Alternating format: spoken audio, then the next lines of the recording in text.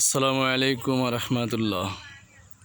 সম্মানিত ভিউয়ার্স, যারা খামার করেন এবং সারা বছরব্যাপী খামারে গরু পালন করেন, এই ভিডিওটা তাদের জন্য।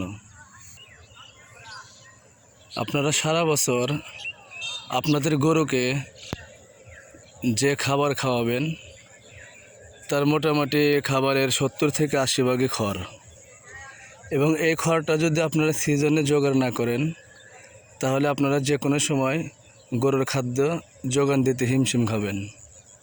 এই যে আপনারা যে খড়গুলো দেখতে পাচ্ছেন, এগুলো সারা বছর যে গরু খাবে সেজন্য মজুত করা হবে।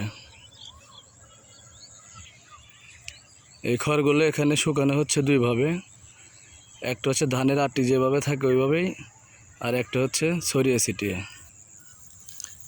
আপনাদের গরুর খাবার মজুত সংরক্ষণের জন্য সারা বছরভাবে যেন কোনো প্রকার চিন্তা করতে না হয়, এই জন্য মৌসুমে যথাসম্ভব আপনারা পর্যাপ্ত পরিমাণে খাবার সংগ্রহ করুন।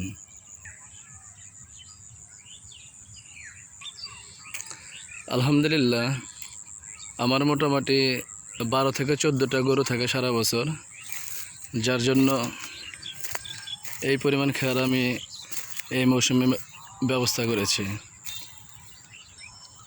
এগুলো মোটামুটি আটি হিসাবে শুকানো হবে,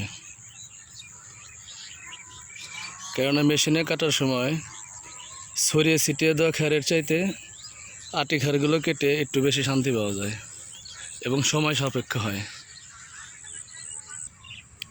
তবে আপনাদের অবশ্যই এ বিষয়টা জানা উচিত,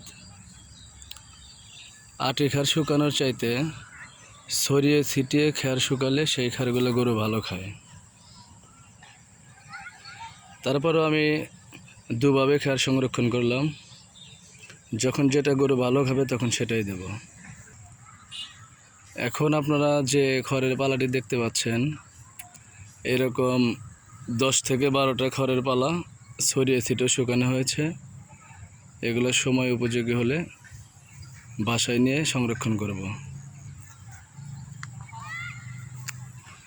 এবং ছড়িয়ে ছিটিয়ে খার এরকম 10-12টা পালার পাশাপাশি শুধু আটি শুকানো হয়েছে প্রায় 10 থেকে 12,000 আটি। আলহামদুলিল্লাহ, আশা করা যায় এবছরে খ্যারের তেমন একটা সমস্যা হবে না।